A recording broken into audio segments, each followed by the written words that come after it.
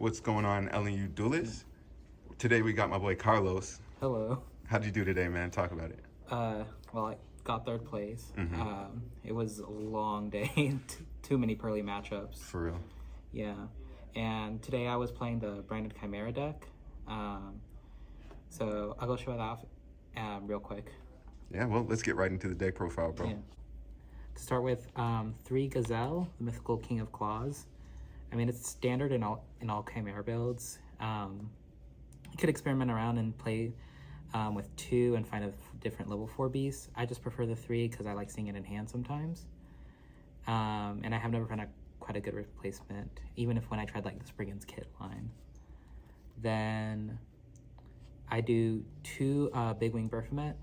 Again, very standard for not Guardian Chimera, branded Chimera, the branded Chimera line. 2 is needed. You'll run out of resources if you don't have 2. Then the standard 3 Sword Knight. You always want to see this card, and 3 Codal, and they're just going to get you to your main engine, and pretty much they all feed into each other, which is a very small, compact engine. That's all just the branded Chimera stuff. Overall, it's a very small package. And then going next, 2 Fallen Valbaz. I run 2. Sometimes you draw 1, sometimes like it's good to have 2 for Fallout for another branded fusion.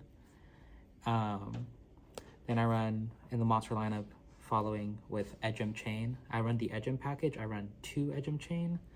I'll go into more details afterwards with the Edgem, the Patchwork engine. But I just run 2. I kind of want to see it, and I also don't want to see it that much. But I have a few good discards.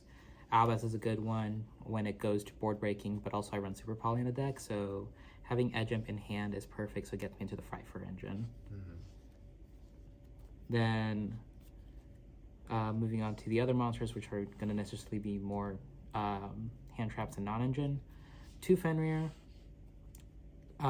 This ratio is mostly because you don't want to see Fenrir way too much in your hand, and I think 2 is good enough because especially someone search the other, you don't have to draw into it with your Guardian Chimera, and you don't have to draw into it and your follow-up draws.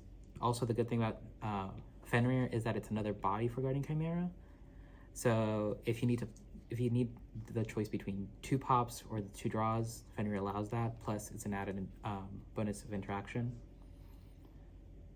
Then for more non-engine, 3 Ash Blossom. And so Ash is just great. Ash is Ash. Yeah. And the next one is, this should have been included earlier, but it's the Light Hex Sealed Fusion. What's really good about this card is it's a substitute for Dragoon.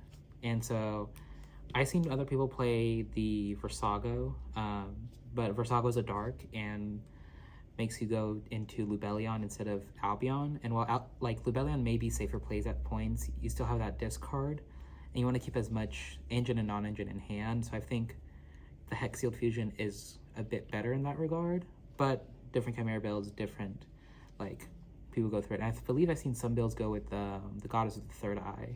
I have yet to see how different it is for me. That's all for, and then adding on to that, there's 2 Effect Veilers. If I don't draw Imperm and I have Effect Veiler, it's just better, and I just need the monster negated. And also it's another target for branded fusion if I ran out of the Hex Sealed Fusion, and I can just throw that in and not use one of my Sword Knights. And then for the engine spells, 2 Chimera Fusion. Some people run 3, I run 2. I don't want to necessarily see this when I start off, because sometimes with the amount of non-engine I run in this deck, it can be clunky and then just mess up my plays later on. But it's sometimes good to see it in your hand in case you need to dodge an Imperm or a Veiler. Or if your Berfomet gets ashed or Impermed. Then the real star of today, Branded Fusion. A lot of the games that I did have Branded Fusion, I basically won.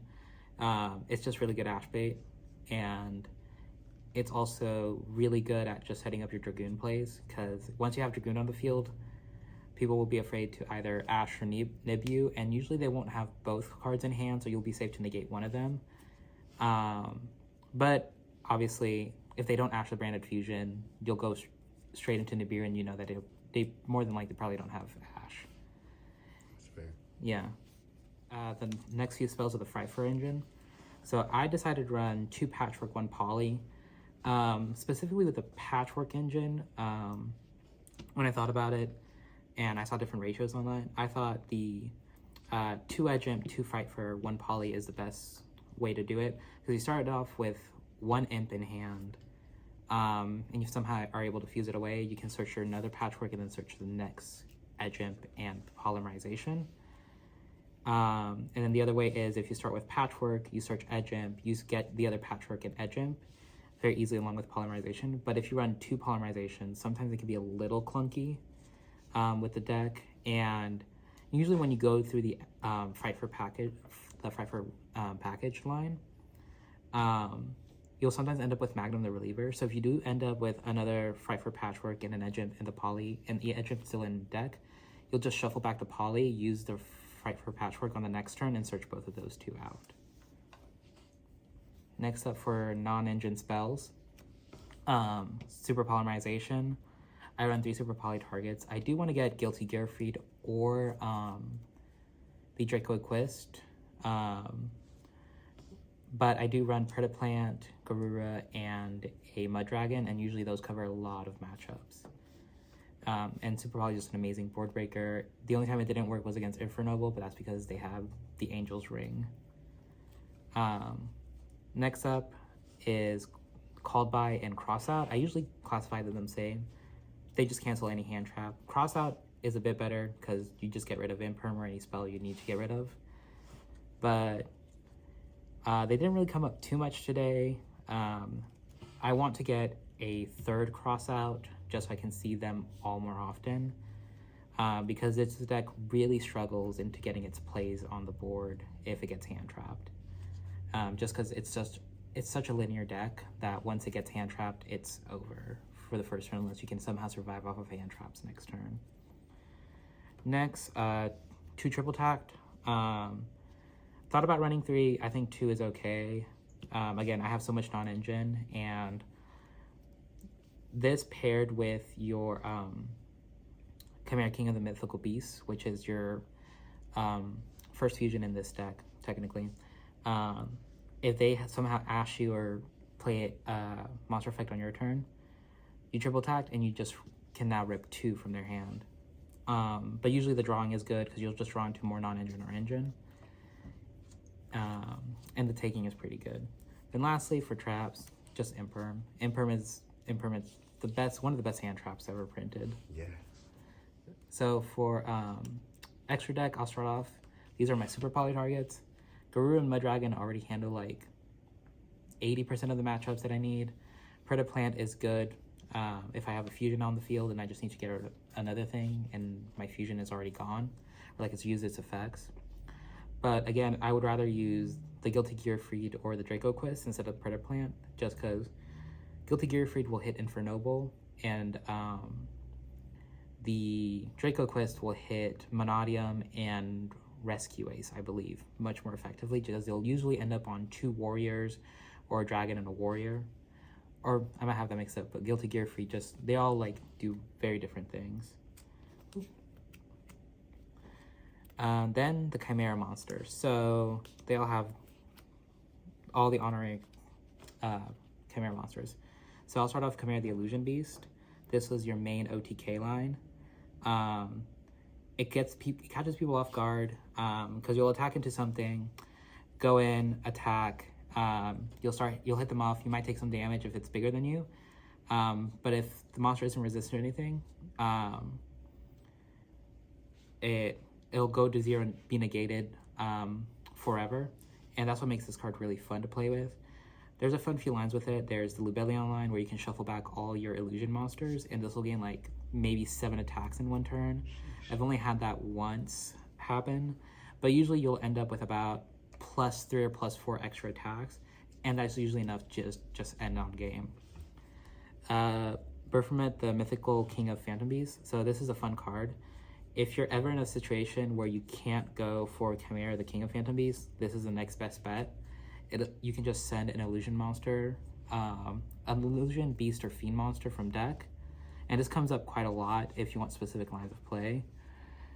And for those specific lines, sometimes it's you'll play into Nibiru, but it's usually worth it because here comes, I would like to say his boyfriend or his best friend, which is Chimera King of the Phantom Beast. So basically, this is just your basic on summon, rips one from hand.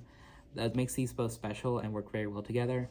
In certain lines, you'll go into Chimera King of the Phantom Beast first with Chimera Fusion or Polymerization if you have it in hand.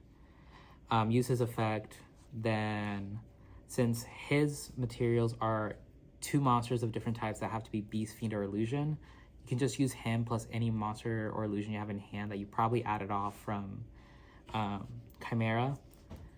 Use it to fuse into this one, send any beast or fiend you want.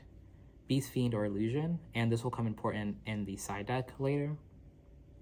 But this will banish itself to revive any Beast, Fiend, or Illusion monster. He will then banish himself to summon a monster from your banish zone that is a Beast, Fiend, or Illusion. So usually it's like you'll banish him to find whatever you need in the graveyard, then you'll banish him to revive him back so your Kodal and your Sword Knight are alive. Wow. Then the Honorary Guardian Chimera. I would love to run 2. I think running 2 is the better option. So once I get a second one, it'll be great. But basically, it's Guardian Chimera. You can pop 2, draw 1, pop 1, however you need to. Then for the other monsters, the 2 monsters that aren't necessarily in engine, but you have the Dragoon line. Dragoon is Dragoon. It's an Omni Negate, and basically almost like a Towers. Very hard to get rid of. Then Magnum, I don't go into this one way too often, but when I do, it's usually when I have to control the opponent. And he requires a monster specialist from the extra deck and a monster from hand. And he's great. Basically, anytime any monster activates your effect, even your own monster. So let's say with Sword Knight, you negate something. He can then chain onto that and then pop something on the opponent's side of the field.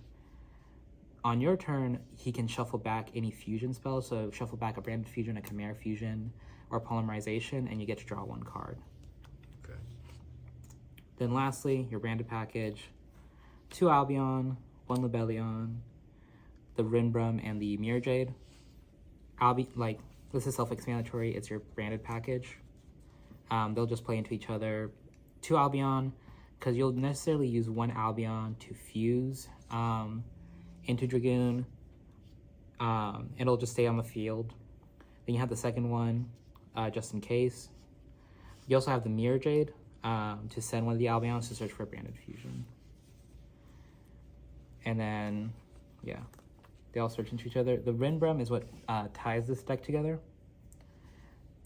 Basically, Branded Fusion, you send your Chimera and your Fallen of Albaz.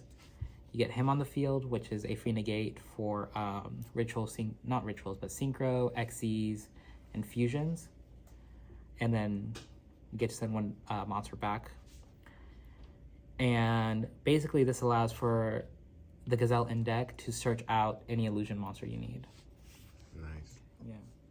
So then for side deck, we have 3 Book of Moon, lots of Pearlies today, and I go back and forth between Book of Eclipse and Book of Moon.